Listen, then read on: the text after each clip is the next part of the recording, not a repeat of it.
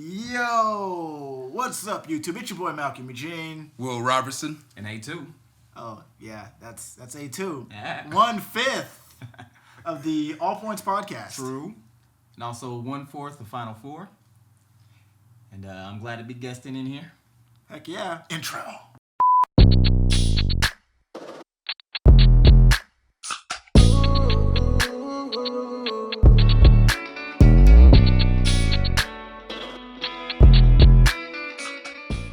Alright, so what are we talking about today, Will? Today we're covering, reacting to the closer. Y'all all saw that, right? The Dave Chappelle special. Basically, we all know in the news, controversy in the community between not just the LGBT, Alphabet LGBT. TBFGQ community, as well as now the black community is apparently involved as well, saying that it needs to be pulled from Netflix. But Netflix has said that they're 100% supporting it and they will not pull it back. So, very surprising coming from Netflix that they're not, a bunch of people, especially a certain type of community, is really having issues with it, and they're standing behind Dave Chappelle wholeheartedly. So, what do y'all think about that? That's pretty surprising from a major company to do that. I mean, they gave him all that money, so. He did say that comment. He said, "I don't care. I already got paid, so he's cool." But I'm glad that they didn't pull it because they don't need to pull that right no, now. absolutely not. I think that it just the body of work that he has out there, pulling that basically concedes the conversation, and that's one of my issues. Like I think that they need to keep that up. They stand behind Dave Chappelle, but also emphasize that this is how we start that conversation. Exactly. You know what I mean?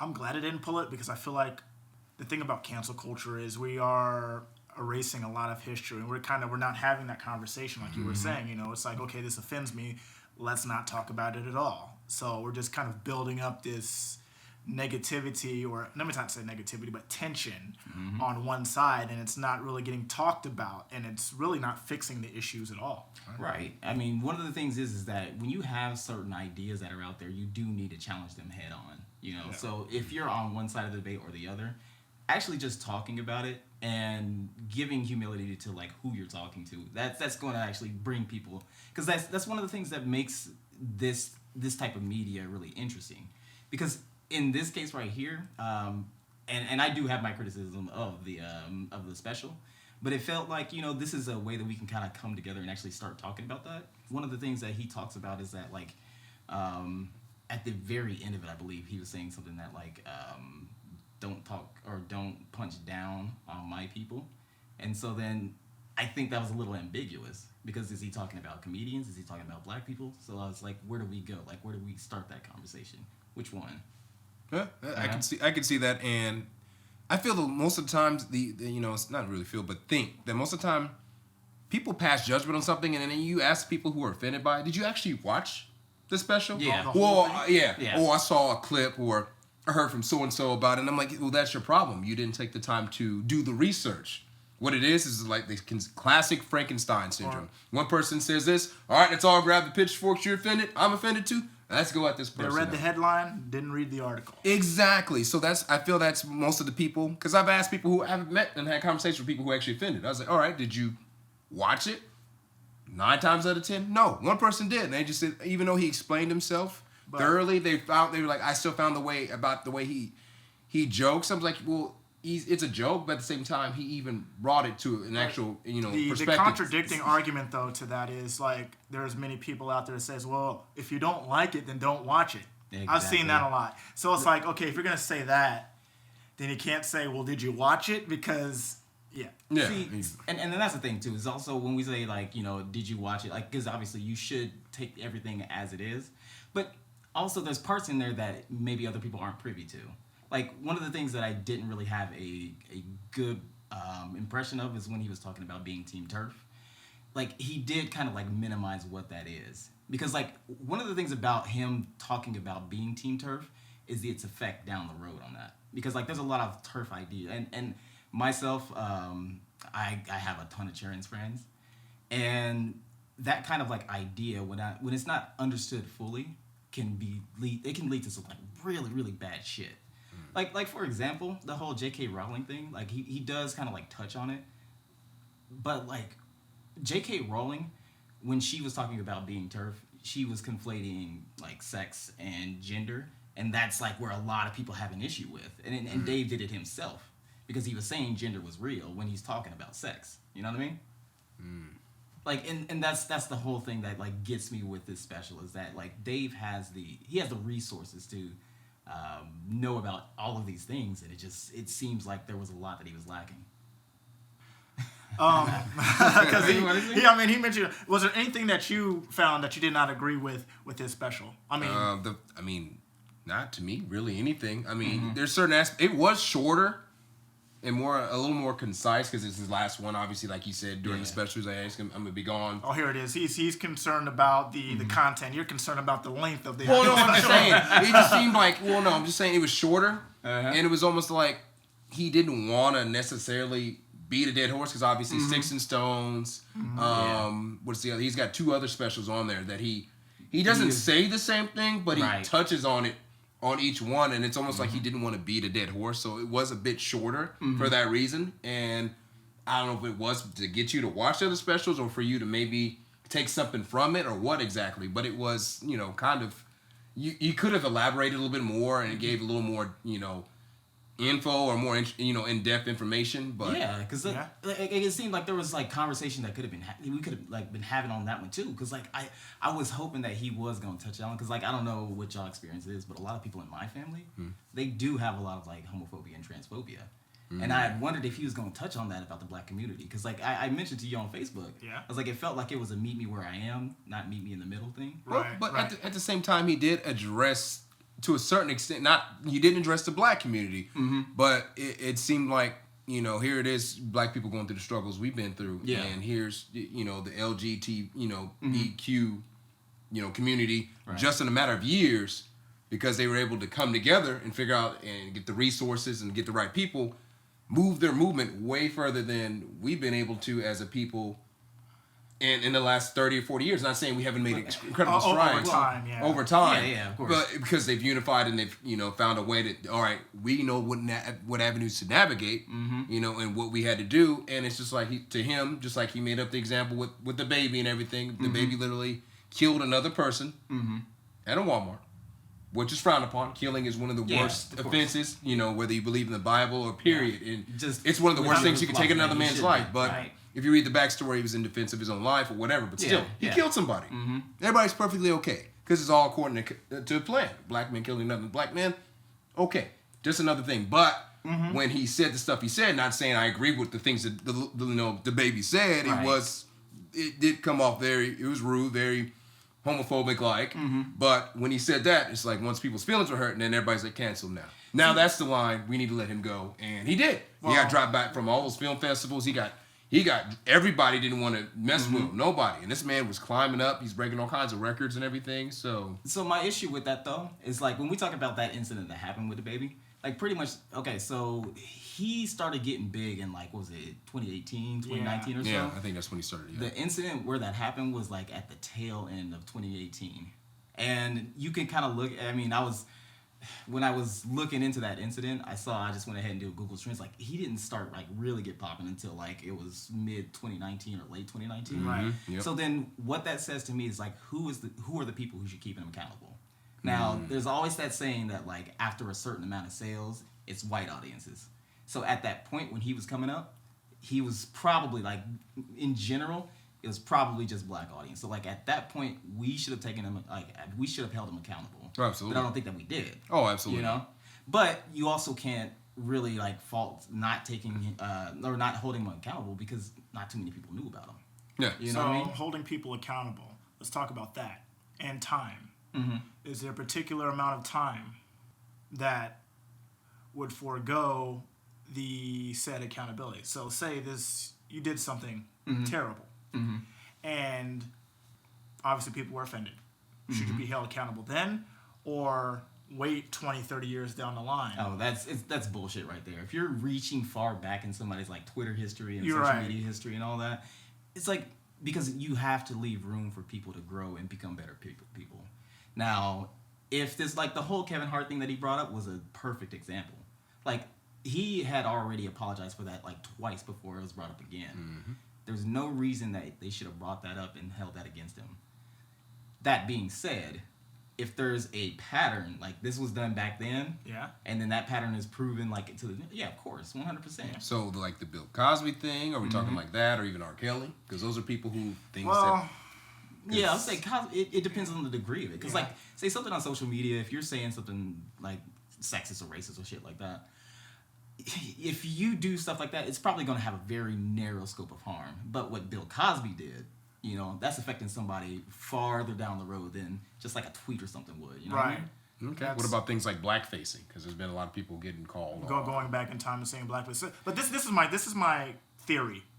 I feel like when it comes to people who are digging into the past for tidbits of things, it's more or less for monetary gain. Either someone's in a position in an industry that is keeping you from getting higher where you need to be, or you need a little bit of money in your bank account, and this is the way to get it, is to draw attention to this and then have people donate to your GoFundMe. Yeah, I've seen that too. Yeah, people can use it to. There's definitely a lot to manipulate the situation and get it come up. It's true. Yeah, exactly. And that's something we never consider. We always look at things from the victim's point of view. Oh, it's terrible. This person that took advantage of them because they were in a position of power or authority, and they took advantage of them. That I understand. That's not cool. Right. But looking back on the whole situation, did this person intentionally put themselves in harm's way? And and then the question's always asked. It's been 10, 15, 20, 30 years. Why so long? Yeah. And depending on the circumstances or who's involved, I get it. Some people have an incredible amount of reach and power, and based on the threat of them, blackmail, whatever it might be, I'll ruin your life. I get that to a certain extent, Yeah, and that's the thing. It's like when accusations and things come up nowadays, I question, why didn't you hold them accountable then? I understand there are situations. There are situations where it could be violence, maybe reputation, but at what point does reputation supersede your own soul at that point? I think though there's argument being made with it, but then there's also the idea of like there's only a limited impact that you can make as an individual. Oh, absolutely. It's like one of the things that a lot of victims talk about is like, well, there's the blowback because you have a lot of people in the industry that will probably be against you. Like in that particular industry, like you're gonna be chopping off a lot of your contacts. You're gonna get blacklisted probably. But at the same time, is that if you really do believe that you have to hold this person accountable, you will continuously be like, yes, this person did this. Yes, this person did this. Yes, this person did this. Every year, every month, and things like that. And the repetition of it kind of proves your case. But also, too, you have to have something substantial to prove there rather than. And that's what makes that so tricky. Because a lot of people won't believe it without that substantial evidence. Because look at this with the wrestling thing. The recent thing that they released with the wrestlers back in the day. I can't remember what it's called. Ring of Black Ring. With Ric Flair? Exactly. Yeah. And Rick and what they used to go down up until the early 2000s. Really? Yes. People like Brock Lesnar, Ric Flair, a lot of these people. They were big, especially in the 90s. Yeah. And people coming forward, saying, it wasn't just a locker room. Then we all knew shit happened in the locker rooms, but on those private jets, on those bus rides, a lot of sketchy shit happened. A lot of bad things, drugs, alcohol, people were womanized and victimized. Yeah. And because certain people were involved, like Ric Flair, Yeah. the people are now coming up and saying something because it's got released, but everybody's like, well, why didn't you say anything? And she was like, and the reasoning behind is what she said is Ric Flair. This was during the 90s, at the height of it. Yep. And they even told her, even if you went to somebody, who gonna believe you? This is on the rise of this is this transition from the WWF into the WWE. So this business has been growing and blowing up. Right. Who gonna believe you? Ric Flair is one of the biggest names in entertainment, period. And that's what they told her. Like, who's gonna believe you? We can ruin your life, we can ruin it. And then that's what stopped her from saying anything, is because of who he was. He's Ric freaking Flair. Right. And even today, by standards, again called on it. Yeah, to a certain extent, WWE's kind of been like, whoa, but at the same time, they're like, we know. Most of the people who are in power now were there. Right. The McMahons, Triple H. Yeah. A lot of those people were there doing all this stuff. And it was the lifestyle, and that's the thing about it is, that's the thing about there's an underworld, and then there's the main world society, and I think there's a unseen line between that people are trying to cross over. Some of the things between that and what's going on in the real world. Now, granted, in the main society, you don't want there to be an underworld because that's where all the crime, that's where all the illegal shit is happening. But we all know it exists. In any industry, you're going to see that. Yeah, any industry, whether it's entertainment, whether it's athletics, whatever it is. Look at anything with Bill Gates divorcing his wife. Anywhere where there's money. Exactly. Jeff Bezos and his wife divorced. Everybody's acting surprised by all this shit and like, oh my God, I can't believe they're doing this. Yep. Oh my God, he had a girlfriend. Like, bro, these are how the wealthy live. They have contracts, and their wives have been on game for 20, 30, however many years they're doing it. You don't think they did know about it? Yeah. Come on, dude. Yeah. These people operate at a different. When you're the 1%, you operate at a completely different level than the 80% of the population. Not even, especially when you're those kind of people like a Zuckerberg or Bezos. When your money you make is more than what we make as an economy, which is crazy when you think about it. Right. That's why their companies are so powerful. Amazon, Sony, Apple. Oh yeah. They're so powerful for that reason. Facebook. Let's talk on social media. So with social media becoming recent in the past 20-ish years, actually 15, I would say. Yeah, with MySpace. More like 15, MySpace was really the biggest platform. Would you say social media has been more of a catalyst in helping hold people accountable? I was going to say that. People are able to gather audiences and groups much more faster and I would say efficiently, but that's to be determined. I would agree, but it's a double-edged sword. Basically what it is. We get good things because people are able to get people to go onto a cause or whatever, but the bad part is with the clout chasing, with people pushing these agendas, it made it a lot easier. Yeah, it made people a lot easier between Twitter. I've never had a Twitter, nor will I ever have a Twitter. I mean, there's Twitter, Black Twitter, and how toxic. That's all I hear about it. And I don't like using that word toxic, but how awful Twitter is. Places like Twitter, IG, Facebook. Then you move into YouTube and everything like that. Like all these platforms allow you to grow your audience and push whatever it is you want to push. It becomes. Go ahead. Oh, I was gonna say again. It was like you were saying, it's a double-edged sword, because like I am for the most part in agreement with like the Me Too movement, because like what we were talking about over like those undergrounds and shit like that, it does put a check on that. It does make sure that people will think twice about going those routes and making sure that people are heard, but. Like we've seen before, we do have people who have false accusations who will push just BS stories and people are prone to believe that, and this is why that substantial evidence actually makes that matters, right? Because in both directions, whether it be where Ric Flair or whether it be just some random person who's like claiming that. If you have that substantial evidence and you can prove your case, great. If not, then either side is getting harmed, whether you're the person in power or whether you're the person who was powerless in that situation. Yeah, but then you look at situations like, was it Amber Heard and Johnny Depp? And that situation is... Oh, man. But they got to the bottom of it, too. Yeah. But still look at the repercussions it did to Johnny. I think in general, more people are in favor of Johnny Depp as of this moment right now. Now it's bullshit. It's I don't like the fact that she's still in what is it? Aquaman. Yeah, I don't like that she's still in there. And that's the biggest thing that a lot of people are saying. Now we get these people who make the accusations, who try to play the victim, and then once they're shown that wait, you're the one doing most of the dirt, or wait, you're the one trying to bury this person, or wait, you made up you basically mudsling at them. Why are there no repercussions? And there should be. And there's no repercussions ever, unless somebody sues them. And then if the other person sues them, then it's like, especially if it's a man and a woman, then everybody's like, well, why? Yeah, I'm never gonna disagree. There's definitely like a double standard when it comes to women in like the entertainment industry, because they should.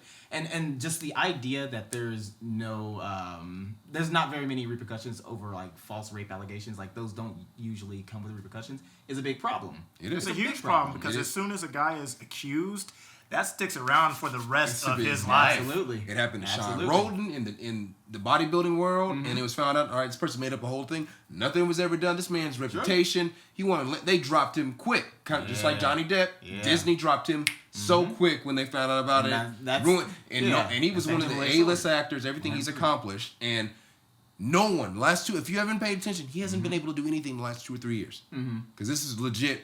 Ruined his life. Yeah, I'm sure he took a step away from it. And I'm sure he's fine. I'm sure Johnny's making plenty of money. I'm sure he's fine. I still see him in commercials for Dior and different things like that. So he's still making money, but the fact is he's not able to do really any movies.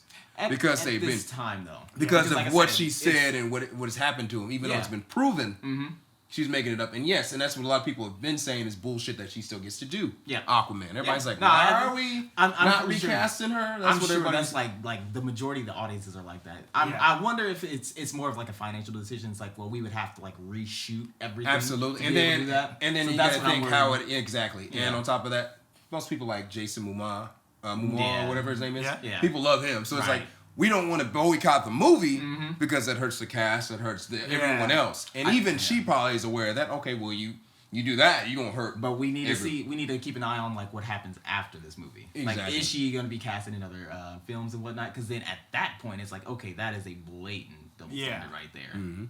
I agree. Yeah. It's wild. But Yeah. anyways, what did you like about the Dave Chappelle special? See, like one of my major things that, and you know, this is me being an SJW lip cuck, but I like the fact that he said his pronoun game was on point, and it was. Like if you listen to the whole special, when he's talking about like trans women, he just says she, all that shit right there. I like that because that's one of the things that like I don't know if you guys, I don't think I've ever told you about like my trans friend. It was like 3 years ago, or whatever. Transitioned from like female to male. That I couldn't do it. Like when I first met, couldn't do it.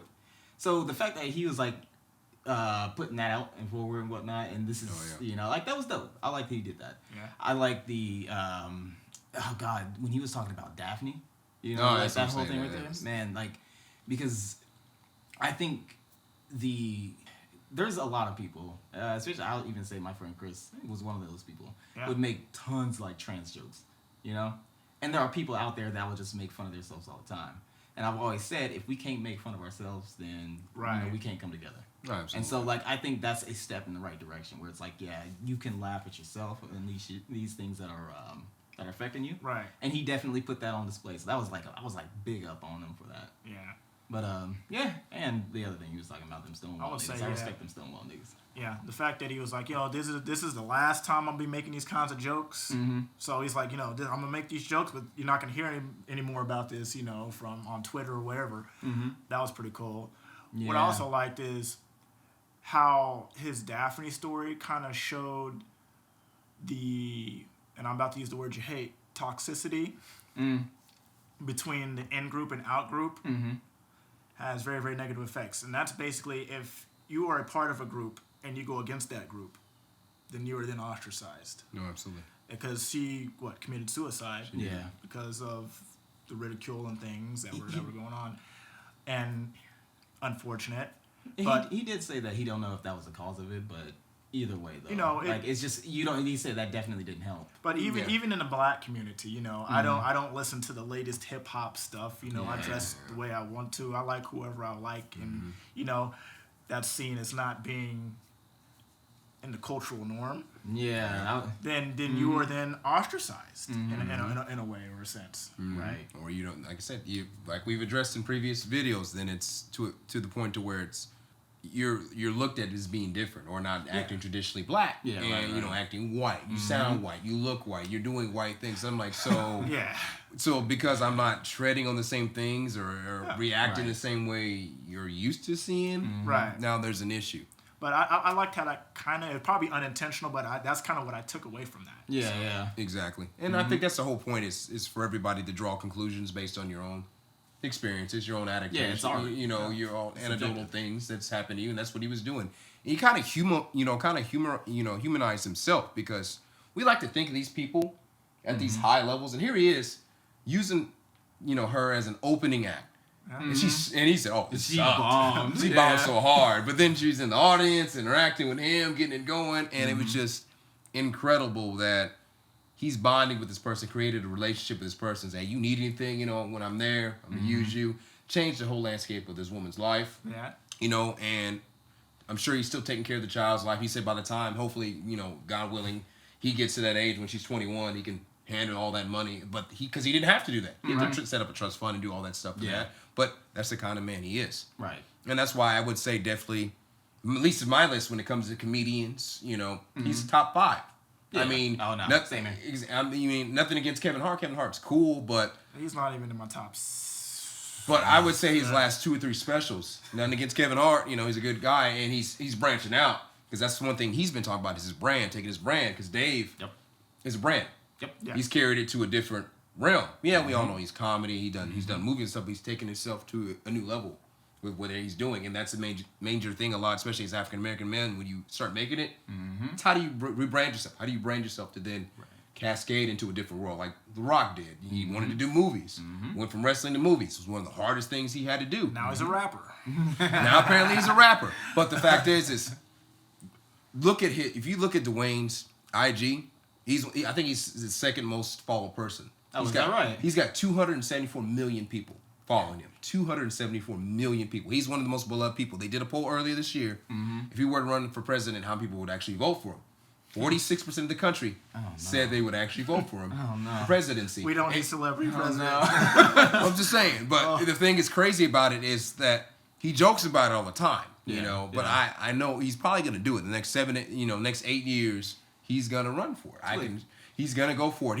He's conquering all the stuff with the tequila, the deal he has with Microsoft, Voss, his energy drink, his clothing line, XFL. The man has his entrepreneur skills, his movies, his production company. This man, he's a businessman. He is this man. Everybody wants to. I guess granted, with Trump, he kind of opened the door to celebrity presidents. Yeah. God, why can I not? I'm thinking John Wayne, but I know he's Reagan. Reagan? Yeah, Reagan. You got 2 terms. Yeah. And just had they been able to Mondale in the second election. Exactly. And had they been able to do a third, they might have won the third one even. He probably could have. So that's why this man's beloved and everything else. And like I said, at the end of the day, regardless of how people feel about the Dave Chappelle special, whatever, Netflix isn't going to pull it off. Right. And your people are free. You're free to feel the way you're going to feel, no matter what, and think whatever you like. But for the most part, I don't see anything. I have no issues with it. No, nothing particularly bad. Yes, some parts he should have maybe went more in depth into, but at the same time, I think he beaten a dead horse to last. This will make the 4th special, whatever contractual obligation he has to Netflix or whatever. He's done. He's walking away, and I think we probably won't see him. At least on Netflix. Yeah, he might do some stuff like he did. Because he's done stuff with Joe Rogan. Like they did a tour together. And I wouldn't be surprised if Dave goes the podcasting route. Well, he already is. He has the the Magic Mile or that's right, he does. So he's probably gonna get more immersive into that. And if I'm him, probably get more into merch. Yeah. And other things like that. I hope he does more stuff like he did with the George Floyd, where it's kind of like more organic. Like he has the one that was on YouTube. Yeah. Oh, that's right. I hope he does more of that. Like, because it's like very short, it's very just intimate like settings and whatnot. Yeah. Stuff that he can just like interact with the crowd, but it can be like broadcast. Like that'd be nice. Yeah. Because I think those like very short and focused Chappelle just projects and whatnot. Yeah. I think those come together like really well, and he can kind of like talk about like exactly what he needs to talk about, and then just walk away. I think that's perfect for him. Yeah, he's using his platform to help. I mean, there's other people. T.I. is pretty good about that. There's certain people who actually use their platforms to allow other people to do it because they built that platform. So. Yeah, I would say like, and the one thing that I was really hoping for and just didn't come out, because again, there's like a heavy focus on like the trans issues and things like that. I was hoping he was going to talk about like black trans and whatnot because like coming from Dave, I think it would have been received like really well because there's a big problem about that. Like, just even I mean, it's like just the amount of what was it? It was something crazy. Like half of all black trans women have attempted suicide, and it was like they're 4 times as likely to be unemployed or something like that. Like that's a big problem. Oh yeah, and that's more cultural than you think. You can go all the way back to like Africa, and it's like frowned upon in like Nigerian culture. Yeah, absolutely. Just a lot of cultures, just especially. Well, yeah, it's bad for black people. Yeah, and I wish that he would have touched on that. It wasn't like critical or anything like that, but just coming from him, that would have been so impactful. But anybody who's like really deep into all that, you just put that out there, and you use your platform to let people know about. Yeah. Well, with that said, my name is Malcolm Eugene. Will Robertson. A2.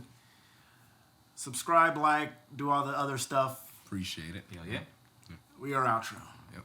Peace. Ugh.